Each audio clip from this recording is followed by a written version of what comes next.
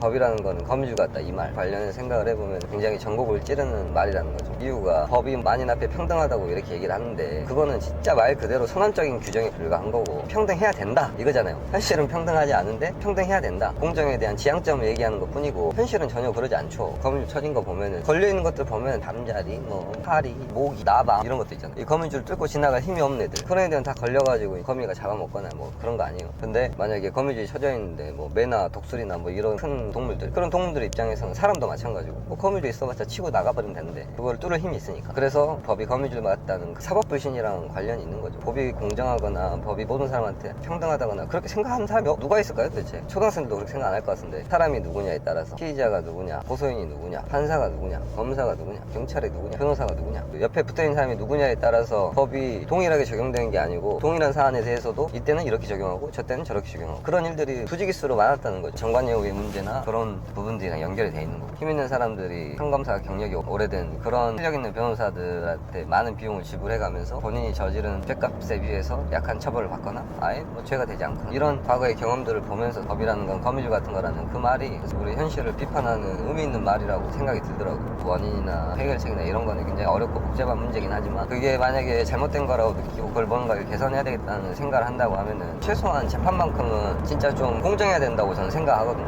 근데 그 공정성을 해치는 중요한 요소 중에 하나가 어떻게 보면 정보의 불균형이 좀 있는 거예요. 협업체계 내에서도 판결을 왜 투명하게 공개를 하지 않느냐 그게 참 불만이 많아요. 일부 공개하는 판결문조차도 돈 받고 팔아먹는 것도 신짓이라고 생각하고 도대체 돈 왜 받는 거야 도대체. 사실 판결문이 전면적으로 공개돼가지고 일반 국민들이 판결문에 대해서 아주 쉽게 접근을 하고 가감없이 정보를 검색하고 알 수 있다고 하면은 그 내용 자체가 어렵다 하더라도 일반 국민들 입장에서는 내가 알 수 있는 정보가 많아지는 거 아니에요. 내가 정말 소송을 하고 해야 되는 상황인데 내가 돈이 없어. 변호사를 선임할 돈이 없단 말이에요. 혼자라도 해야 될 거 아니에요. 그러면 돈이 없는 사람들은 어쩌냐 이거지. 그 사람이 돈이 없는 게 잘못이다 이렇게 생각해버리면 뭐 그렇게 얘기하는 정신병자라고 생각해요. 사람이 돈 없는 게 반드시 그 사람이 잘못이라고만 볼 수는 없는 거기 때문에 변호사를 선임할 만큼 경제적인 여력이 없는 사람들 이제 그 중에 대표적인 게 사기 피해자들이죠. 사기당한 게 그 사람 책임이냐고. 아니 속인 가 거지. 속은 사람한테 욕을 하면 뭐 말 되겠어요 그게. 그런 경우에는 변호사를 선임할 돈이 없다고 하면은 스스로라도 뭘 해야 될 거 아니에요. 민사소송을 하든 형사고소를 하든. 근데 그런 상황을 가정해본다고 하면은 일반 국민들 입장에서는 판결문이 아주 전면적으로 공개되고 이 법률 관련해서 정보가 많다고 하면은 내 권리를 행사하고 보장받을 가능성이 커지는 거죠. 나랑 유사한 사례를 찾아보면 될 거 아니에요. 근데 지금 그걸 찾는 것 자체가 너무 어렵단 말이에요. 그게 결국에는 사법 시스템의 정보 격차를 없애는 길이고 그 정보 격차가 없어지면은 일반 국민들 입장에서도 내 권리가 정확히 뭔지 알고 그 권리를 행사하는데 훨씬 더 도움이 되겠죠. 다수에게는 이익으로 돌아갈 거라고 생각이 드는 거죠. 국회에 보면은 법제사법위원회가 있잖아요. 그런 데서 제발 무슨 뭐 다른 쓸데없는 짓거리 하지 말고 판결문이라도 먼저 좀 공개한다고 하면은 정말 의미 있는 변화가 저는 생길 것 같은데 답답해요.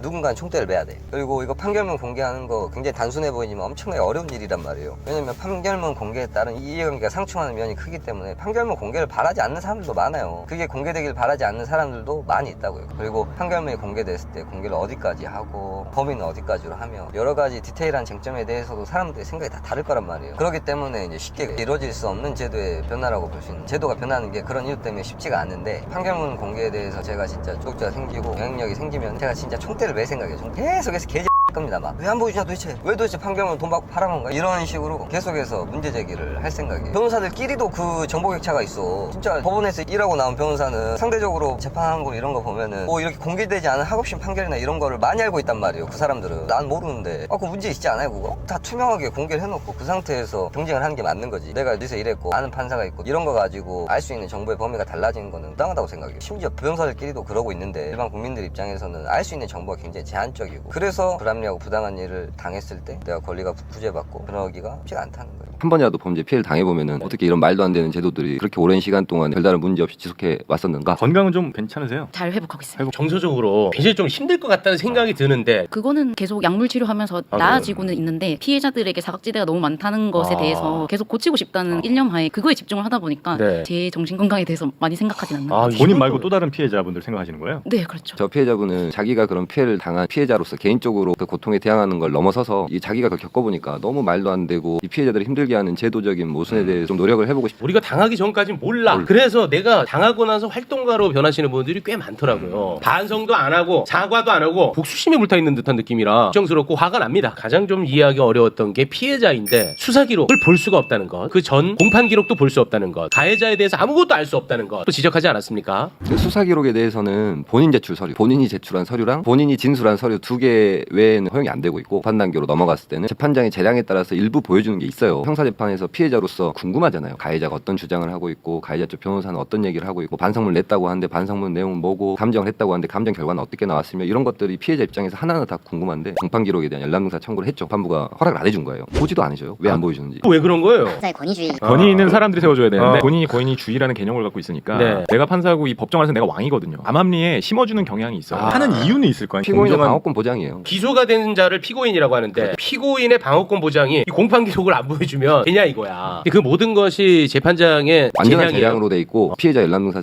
신청이 들어왔을 때 허락을 할지 불허를 할지 결정을 할 수 있잖아요. 그 결정에 대해서는 불복을 할 수 있는 방법이 없어요. 이런 현실을 맞닥뜨렸을 때 피해자의 마음은 어떻습니까? 이게 저한테 굉장히 중요했던 이유는 네. 피해자들이 PTSD를 겪는 경우 중에 기억을 잃는 경우가 굉장히 많아요. 근데 기억을 잃으면 남는 건 가해자 진술밖에 없어요. 그냥 공판에서 이 사람이 이렇게 해서 때렸대요 하면 그게 사실이 돼버리는 거예요. 허위된 진술이다를 알려면 제가 그 자료를 봐야 되는데 볼 수가 없는 거죠. 완전히 그냥 이 재판에서 배제가 돼버리는 느낌이겠군요. 네, 이 사건에 제가 빠지면 없는 일이거든요. 그렇죠. 근데 재판의 당사자가 아니래요. 검사와 교육받는 피고만이 재판의 당사자고 듯이. 네, 방청석에 앉아서. 사실 그때 말씀을 하셨지만 못 가는 경우가 더 많다. 무서워서. 많은 경우 못 가요. 네. 독일이나 프랑스 같은 경우는 사인 소추 제도가 있단 말이에요. 그러니까 검사가 공소를 제기하는 게 아니고 피해자가 법원에 직접 이 가해자를 처벌해달라고 사인이 기소를 할 수 있는 제도가 있어요. 그래요? 그거는 이제 모든 범죄를 대상으로 하는 건 아니고 일부 범죄에 대해서는 사인 소추 제도가 있고 또 독일 같은 경우에는 부대 공소 제도라고 해가지고 검사가 기소를 하잖아요. 형사재판을 딱 가보면은 검사랑 피고인의 대립구조로 돼 있단 말이에요. 네네. 근데 피해자 입장에서는 검사가 나를 대신 싸워준 사람이에요. 그래서 그러면은 피고인을 제대로 처벌하기 위해서는 이 공판 검사가 많이 알고 있어야 돼요. 사건 기록에 대해서 전반적으로 다 잘 알고 있어야 되고 피고인은 대부분 혐의를 부인하거나 거짓말하는 경우가 굉장히 많기 때문에 그 거짓말을 가리고 그걸 증거에서 입증을 해주는 역할이 검사의 가장 핵심적인 역할인데 검사가 내용을 잘 모르면 못해요 그거를. 그 공판 검사가 사건 내용에 대해서 잘 모르는 경우에는 그 불이익은 피해자한테 돌아간단 말이에요. 그런 걸 보완하기 위해서 독일 같은 경우에는 부대 공소 제도라고 해가지고 검사를 도와주는 거예요. 피해자의 변호인이 검사 옆에 서서 마치 그 검사에 준하는 뭐 증거 신청권이라든지 피고인을 신문하는 권리라든지. 그거 좋은 것 같은데? 그러니까 저도 정말 좋은 제도라고 생각해요. 그리고 우리가 또 분노했던 게 피해자가 가해자의 전과 기록을 볼 수 없다는 거. 그것만 알았더라도 1심이 그렇게 결과가 나오진 않았을 것이다. 성범죄 관련해가지고 1심에서 아예 다뤄지지 않았으니까. 이거는 왜 그래요? 전과 기록의 경우에는 네. 사실 되게 민감한 정보이기도 한데요. 검찰에서는 당연히 그 수사 기록에 들어가서 판부에 올리고 재판부 다 봐요. 걔네들의 전과를. 피해자만 모르는 거지. 재판을 하는 데 있어서는 당연히 양형에 참고를 해요. 물론 피해자 입장에서는 어떤 가해를 당하기 전에 이 사람하고 뭔가 좀 안 좋을 때 그때 차라리 볼 수 있으면은 이 사람하고 아예 말을 섞을지 말지를 결정할 수 있을 때는 좋을 수 있을 거예요. 근데 지금처럼 어떤 가해는 무슨 뭐 관계가 있어 나온 게 네, 아니잖아요. 이거 묻지마 전혀. 시기잖아요. 예, 묻지마 시기이기 네. 때문에 사실 나중에라도 이 사람이 이렇게 나쁜 사람이구나라는 걸 피해자가 굳이 알 필요가 있느냐. 어차피 우리가 양형에 다 반영을 하는데 이제 그런 취지를 갖고 있는 거죠. 그런데 이번에는 경찰 단계에서 그 수사가 제대로 안 이루어졌거든요. 그럼 이제 그분들이 굉장히 잘못을 하신 거죠. 모든 형사 사건에 보면 기록에 항상 맨 마지막에는 범죄 경력 자료가 들어가 있어요. 수사 경력 자료라고 해서 그 두 개가 세트로 다 붙어 있는데 한 번도 누락된 적이 없었어요. 수사 기록도 있어요. 비피더스 키위소스 샐러드가 뭡니까? 미역국이면 미역국이지 들깨 미역국 이거는 아니라는 거예요. 속에 소고기 떡 피해자도 못 봐봐 먹는데. 피해자 지금 화 나잖아 솔직히. 저는 진짜 한 끼 먹거든요. 너무 열받는 거예요. 취소에 있는 시간은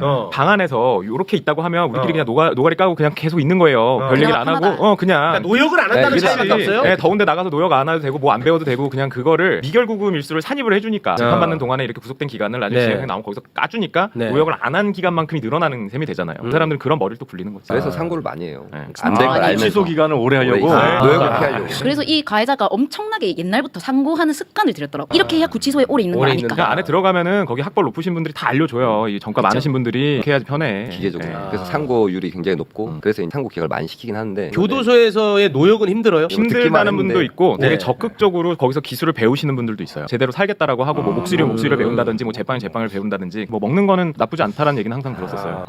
아니 이건 아니지. 내가 지금 메뉴판을 보면서 내가 군침이 돌면 안 되잖아요. 내가 군침이 돌아.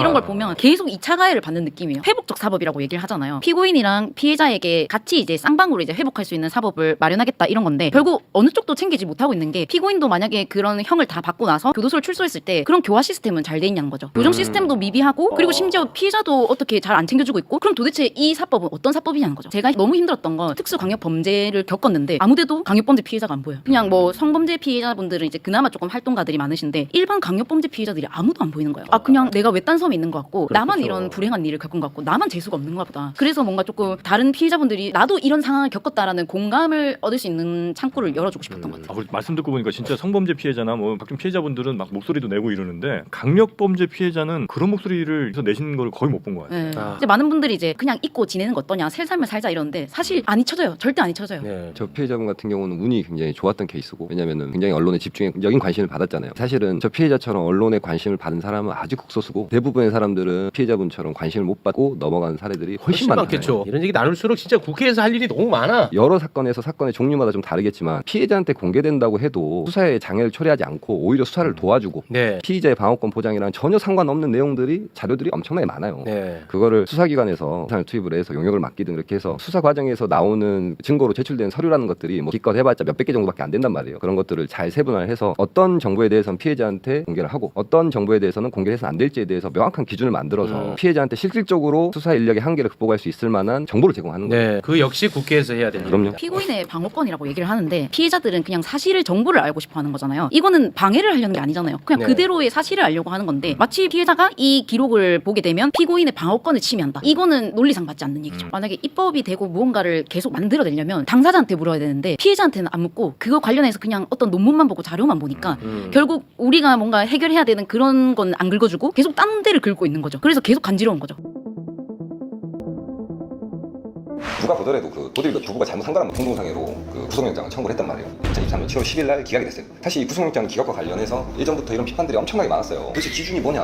어떤 거는 구속영장이 발부가 되고 어떤 거는 구속영장이 기각이 되고 판사가 누구냐에 따라서 구속영장 발부 결과가 달라진다는 거에 대해서 똑같은 건 똑같이 취급하고 다른 건 다르게 취급을 해야 되는데 본질적으로 같아 보이는 사안에 대해서도 판사가 누구냐에 따라 그리고 피의자의 변호인 누구냐에 따라서 결과가 달라진다는 거예요. 구속영장이 청구가 되면은 구속 전 피의자 신문, 소위 말하는 영장실질심사 제도죠. 이 영장실질심사 제도와 관련해서 범죄 피해자들은 참여권이 제대로 보장이 안 되고 있단 말이에요. 실질심사가 언제 몇 시에 열리는지 그 결과가 어떻게 되는지 그리고 그 과정에서 피의자는 뭐라고 얘기했고 검사는 뭐라고 얘기했고 판사는 어떻게 판단했는지 사실 피해자들이 알 수 있는 길이 굉장히 제한돼 있어요. 그렇기 때문에 깜깜이 재판이라는 비판이 굉장히 많죠. 게다가 구속영장 제도와 관련해서는 불복이 불가능하단 말이에요. 법원에서 구속영장 기각을 해버리면 재청구하는 것밖에 방법이 없지 판고를 하거나 다시 판단을 받아볼 수 있는 기회가 없어요. 구속영장 신문 자체가 비공개가 원칙이기 때문에 피해자 입장에서는 어떻게 돌아가는지 알기가 어려워요. 그리고 결과도 구속영장이 뭐 기각되거나 발부됐을 때 그 기각 사유에 대해서도 보주 우려 없다, 증거인멸 우려 없다 이렇게만 나올 뿐이지 상세하게 설명을 해준 게 아니란 말이에요. 형사소송법 70조 1항에 따라서 구속사유로 보고 있는 게 주거불명, 도망할 염려가 있을 때 보주 우려 그리고 증거인멸 우려 이 세 가지란 말이에요. 정확하게 어떤 기준으로 구속이 되는 건지 사람들이 알 수 없다. 이게 비판의 본질이고 거기에 더해서 피해자의 참여권이 보장되지 않기 때문에 피해자 입장에서는 똑같은 거예요. 보디빌더 사건 같은 경우도 피해자가 그 가해자라 그런 피해자의 두려움이 구속사유를 판단을 하는데 반영이 되지 않고 있다는 거예요. 모닝 보복 사건 차량을 가지고 피해자를 일부러 고의로 추돌을 해가지고 전 당연히 이제 구속영장 청구를 할 줄 알았지만 해당 경찰에서는 수상해로 구속영장을 청구를 했는데 그것도 기각됐단 말이에요. 그 사건에서도 서로 사람을 갖다 쳤는데 그게 영상으로 뻔히 찍혀있는데 공공연하게 죽여버리겠다는 말을 하고 있는데도 구속영장 기각시키는 게 법원의 현실이라는 거예요. 그만큼 피해자의 고통이나 공포감이나 피해자에 대한 위해 가능성 관심이 없다 이거야. 그러니까 이렇게 쌍욕을 먹는 거예요. 법원이. 형사소송법이 2007년도에 개정이 되면서 70조가 개정이 됐단 말이에요. 뭐라고 나와 있냐면 범죄의 중대성, 재범의 위험, 피해자나 중요 참고인에 대한 위해 가능성을 구속사유를 판단할 때 고려해야 된다 이렇게 나와 있단 말이에요. 범죄의 중대성이나 재범의 위험성, 위해 가능성은 독립된 구속사유가 아닌 걸로 규정돼 있단 말이에요. 우리나라 법 체계는. 그러다 보니까 사실 법원이 그렇게 판단할 수밖에 없는 측면이 있다고도 보여요. 법이 그렇게 돼 있으니까. 도망갈 염려가 있냐 없냐 이것만 판단해가지고 직업 있고 재산 있고 주변에 대인관계도 있고 이런 사정들을 봤을 때 도망가지 않을 것 같은데 그러면 구속영장 기각을 시키는 게 원칙적으로 맞다는 거예요. 법원의 판단은. 법이 그렇게 돼 있으니까. 범죄 초창기에 조속히 피의자를 구속시켜가지고 추가적인 범죄를 예방하거나 이런 데 도움이 되겠죠. 이런 재범의 위험성을 별도의 구속사유로 삼는 게 어떤 사건에서 정말 필요한 거냐. 사실 사기 사건이에요. 사기 사건. 최근에 있었던 일 중에 뭐 지페이코인이라는 사기 사건이 있었는데 범죄 피해액이 한 170억 정도 되는데 170억의 사기를 치고 받은 형량이 고작 6년이란 말이에요. 180억이라고 생각하고 6으로 나누면 1년에 30억이야. 사기꾼 새끼가 돈을 한 푼도 안 갚고 어디 잘 짱 박아놓고 그랬다고 하면 1년에 30억을 버는 거란 말이에요. 6년 살고 나와가지고 80억을 그대로 쓸 수 있다고 하면 사람들한테 나가서 물어보세요. 2억 3억만 벌어도 사기치고 깜빵 갔겠다는 사람이 널려있단 말이에요. 그만큼 사기 같은 금융범죄에 대해서 손방망이 처벌을 하다 보니까 사람들이 사법불신하고 일을 제대로 하고 싶은 생각도 안 들고 나는 족뱅이 쳐가지고 일 안 뭐해 사기꾼 새끼들이 나보다 훨씬 잘 사는데 이런 현타가 올 수밖에 없다고요. 지페이코인 사기를 친 그 새끼가 그 사기를 친 시점에 이미 다른 사건으로 수사랑 재판을 받고 있었단 말이에요. 간단하게 얘기를 하면 다른 코인 사기건으로 수사랑 재판을 받고 있는 도중에 지페이코인 사기를 또 친 거예요. 그러면 그 지페이코인 사기 이전 사건에서도 피해자가 발생했고 피해자들이 형사고소를 했을 거 아니에요. 그러면 그 고소 사건에서 경찰이나 검찰에서 적절하게 판단을 해가지고 구속영장을 청구를 해서 빨리 초기에 구속을 시켰으면 그 180억의 피해는 안 발생하는 거란 말이야. 그만큼 범죄를 예방하는 데 있어서 특히 금융범죄 사기에 있어서 피의자들을 조속히 구속을 시키고 그렇게 하는 게 중요하다 이거예요. 범죄를 예방하는데. 근데 범죄 종류를 가리지 않고 일률적으로 구속을 하면은 수사할 수 있는 구속수사 기간이 최장 3개월로밖에 안 돼 있고 구속영장을 발부를 할 때도 주거 일정하고 증거가 어느 정도 확보돼 있고 증거인멸 우려 없고 도주 우려 없다고 하면은 구속영장이 기각되는 거예요. 아무리 큰 사기를 치고 큰 범죄를 저질렀다 하더라도. 그러다 보니까 범죄가 예방이 안 되고 계속해서 같은 피해가 벌어지고 사람들은 이제 그런 그 사법부의 모습, 경찰의 모습, 검찰의 모습, 법원의 모습을 보면서 절망하는 거예요. 법이 사기꾼 편이냐 이런 욕을 할 수밖에 없는 거예요. 제도적인 개선이 이루어져야죠. 피해자 입장에서는 고통스럽죠. 자기를 그렇게 무자비하게 폭행한 사람이 별다른 제재를 받지 않고 자유롭게 거리를 활보하고 피고하고 다닌다는 생각만으로도 엄청난 고통에 쌓이는 거예요. 피해자들은 보통 사람들이 상식으로 봤을 때 말도 안 되는 이런 재판이나 판 결과에 대해서 그 이면에는 이런 문제가 있는 거다. 특히 재범의 위험성, 범죄 중대성은 좀 그렇다 치더라도 반복적으로 죄를 저지르고 계속해서 뭐 누범이나 상습범이나 이런 새끼들은 이거 구속시켜야 돼요. 그래야지 범죄가 예방이 되는 거라고요. 이런 부분에 대해서 법 개정이 좀 있어야 된다고 저는 생각을 하는데 법을 개정을 한다는 게 현실적으로 쉬운 게 아니기 때문에